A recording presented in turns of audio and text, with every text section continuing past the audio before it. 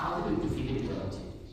আমরা যেভাবে ফিকির করতেছি আলহামদুলিল্লাহ অনেক অনেক নেকির কাজ, এটা কল্পনাতীত। রাসূল করিম সাল্লাল্লাহু আলাইহি ওয়াসাল্লাম যখন খাইবারে হযরত আলী রাদিয়াল্লাহু তাআলা আনহুকে পাঠাইছেন, খাইবার অবরোধ করে রেখেছেন, রাসূল করিম সাল্লাল্লাহু আলাইহি ওয়াসাল্লাম বেশ কয়েকদিন হয়ে গেছে, কিন্তু খাইবার অবরোধ বিজয় হচ্ছে না খাইবার। তো নবীজি বলছেন আগামীকাল সকালবেলায় আমি যার হাতে পতাকা তুলে দিব তার হাতেই খাইবার বিজয় হবে, আমিও তাকে ভালোবাসি, আল্লাহ তাকে ভালোবাসেন। সাহাবাইরা সবাই মানে প্রত্যাশা করছেন এই দায়িত্বটা যদি আল্লাহ রাসূল আমাদের দিতেন। ওমর রাদিয়াল্লাহু তাআলা আনহু বলতেছিলেন যে আমি জীবনে কোনোদিন কি করি নাই, এই প্রত্যাশা করি নাই যে আল্লাহ আমাকে এরকম কোনো নেতৃত্ব কর্তৃত্ব দায়িত্ব দেন। এই রাতে আমার প্রবল ইচ্ছা ছিল যে সেই দায়িত্বটা যদি আমি পেতাম। কেন? যে আল্লাহ তাকে ভালোবাসেন, আল্লাহ রাসূল তাকে ভালোবাসেন, যাকে কি করা হবে এই পতাকা দেওয়া হবে এবং সেও আল্লাহ এবং আল্লাহ রাসূলকে ভালোবাসেন। তো নবীজি সকালবেলায় আলী রাদিয়াল্লাহু তাআলা আনহুকে খুঁজতেছেন। তো সবাই বলতেছেন যে আলী রাদিয়াল্লাহু তাআলা আনহু অসুস্থ, দুঃখে অসুস্থতার কারণে তিনি কি করেছেন এই বিশ্রামে আছেন। তো নবীজি বলছেন ডাকো তাকে। আলী রাদিয়াল্লাহু তাআলা আনহু এসেছেন, নবীজি লাল মোবারক চোখে দিয়ে দিয়েছেন।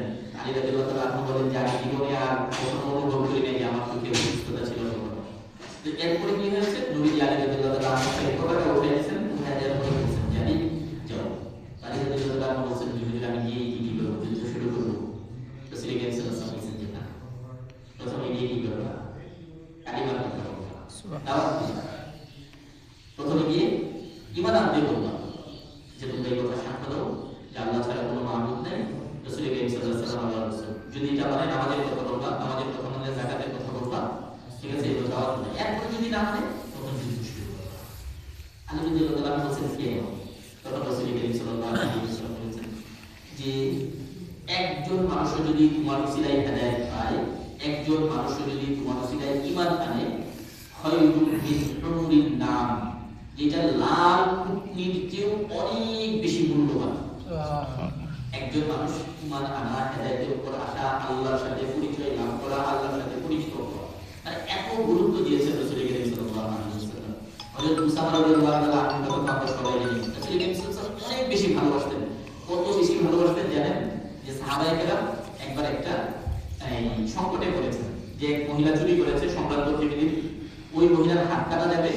এখন নবীজির কাছে কাকে দিয়ে সুপারিশ করানো যায় মহিলার ব্যাপারে, সাহাবায়ে কেরাম কেউ কি করতে পারতেছেন না, এই সাহস করতে পারতেছেন না যে নবীজির কাছে গিয়ে বলবে যে মহিলার হাতটা রাখাতে ভালো হয় বা মাফ করে দেয়া যায় কিনা, কেউ পারতেছেন না। সবাই বেছে নিছেন উসামা রাদিয়াল্লাহু তাআলা আনহুকে, হযরত উসামা ইবনে যায়েদ রাদিয়াল্লাহু তাআলা আনহুকে। যে নবীজি এত বেশি ভালোবাসতেন যে উসামা যদি বলে তাহলে নবীজি তেমন কিছু করবেন না, বলবেন না, এই জন্য ওনাকে বেছে নিয়েছেন। হযরত ওমর রাদিয়াল্লাহু তাআলা আনহুকে আব্দুল্লাহ ইবনে ওমর রাদিয়াল্লাহু তাআলা আনহু বলতেছিলেন যে আব্দুল্লাহ ইবনে ওমর রাদিয়াল্লাহু তাআলা আনহু উসামা রাদিয়াল্লাহু তাআলা আনহু চেয়ে বেশি যুদ্ধে অংশগ্রহণ করেছেন। বয়সও সম্ভবত বেশি ছিলেন, এবং খুব বেশি পছন্দ করতেন আব্দুল্লাহ ইবনে ওমর রাদিয়াল্লাহু তাআলা আনহু নবীজি, এবং নবীজির সুন্নতগুলো খুঁটিয়ে খুঁটিয়ে উনি কি করতেন, মানতেন। তো একদিন ওমর রাদিয়াল্লাহু তাআলা আনহুকে বলতেছেন যে আব্বা আপনি উসামাকে কেন আমার চেয়ে বেশি ভালো দেন, কারণ আমি তো উসামার চেয়ে বেশি যুদ্ধে অংশগ্রহণ করেছি, তো উসামা তো আমার চেয়ে কম পাওয়ার কথা, উসামাকে কেন বেশি। তখন ওমর রাদিয়াল্লাহু তাআলা আনহু বলেছেন যে উসামার বাবা ছিল যে যায়েদ রাদিয়াল্লাহু তাআলা আনহু, ওই যায়েদ রাদিয়াল্লাহু তাআলা আনহুকে নবীজি কি করতেন, তোমার বাবার চেয়ে বেশি ভালোবাসতেন। আল্লাহ। এবং তুমি যে আব্দুল্লাহ ইবনে ওমর, তোমার চেয়ে বেশি রাসূল করিম সাল্লাল্লাহু আলাইহি ওয়াসাল্লাম উসামা ইবনে যায়েদকে ভালোবাসতেন। এই জন্য ওই ভালোবাসার খাতিরে আমি কি করি, তোমার চেয়ে উসামাকে ভালোবেসে দিই, তাকে আমি বেশি ভালোবাসি। মানে নবীজি এত বেশি ভালোবাসতেন উসামা রাদিয়াল্লাহু তাআলা আনহুকে। এই উসামা রাদিয়াল্লাহু তাআলা আনহুকে রাসূল করিম সাল্লাল্লাহু আলাইহি ওয়াসাল্লাম একটা সেনা অভিযানে পাঠিয়েছিলেন, এক যুদ্ধে পাঠিয়েছিলেন, একটা গোত্রের বিরুদ্ধে। তো উসামা রাদিয়াল্লাহু তাআলা আনহু গিয়েছেন, ওইখানে যুদ্ধ হয়েছে। তো যুদ্ধের এক ফাঁকে এক কাফের উসামা রাদিয়াল্লাহু তাআলা আনহুকে বকা দিয়েছে, গালি দিয়েছে, যুদ্ধে পারতেছে না, না পারলে কি করে মানুষ গালি দেয়, বকা দেয়, ঠিক আছে না, ঠেক দেয়। যখন যুক্তিতে না পারে, ভালো দিক দিয়ে না পারে, তখন মন্দ দিক দিয়ে কি করে চেষ্টা করে মানুষ। তো উসামা রাদিয়াল্লাহু তাআলা আনহুকে একটা গালি দিয়ে সে দৌড় মারছে। তো উসামা রাদিয়াল্লাহু তাআলা আনহুর সাথে আরো একজন মদিনার সাহাবী, ওনারা দুজন ওই লোকটাকে ধাওয়া করছেন। ধাওয়া করে এক পর্যায়ে যে এখন অবস্থাটা এমন হচ্ছে, দূরত্বটা এত কাছাকাছি যে উসামা রাদিয়াল্লাহু তাআলা আনহু তরবারিতে আঘাত করলেই কি লোকটা মারা যাবে ওই কাফেরটা। তো ওই সময় ওই লোকটা বুঝে গেছে, বুঝে উল্টা দিকে ফিরে গেছে, ঘুরে বলতেছে লা ইলাহা ইল্লাল্লাহ, ঘুরে কি বলতেছে লা ইলাহা ইল্লাল্লাহ, বুঝে গেছে ফিরে বলতেছে। তো লা ইলাহা ইল্লাল্লাহ বলার পরে উসামা রাদিয়াল্লাহু তাআলা আনহু আর কি করতে পারেন না, যেহেতু যুদ্ধ চলতেছে এবং গালি দিয়ে দৌড়ায় পালায় যেতেছে এবং সে পারলে উসামা রাদিয়াল্লাহু তাআলা আনহুকে মারতে পারতেছে না দেখে এই ঘটনা উসামা রাদিয়াল্লাহু তাআলা আনহু আঘাত করছে, লোকটা মারা গেছে। মারা যাওয়ার পরে এই ঘটনাটা ওই যে মদিনার আরেকজন সাহাবী ছিলেন যিনি উসামা রাদিয়াল্লাহু তাআলা আনহুর সাথে, উনি নবীজিকে এসে বলছেন হুজুর এরকম একটা ঘটনা ঘটছে যে এক লোক কালিমা পড়ছে, এরপরে উনি উসামা রাদিয়াল্লাহু তাআলা আনহুকে মেরে ফেলছেন। নবী উসামা রাদিয়াল্লাহু তাআলা আনহুকে ডাকছেন, তাইটা বলছেন যে উসামা তুমি এটা কি করবা?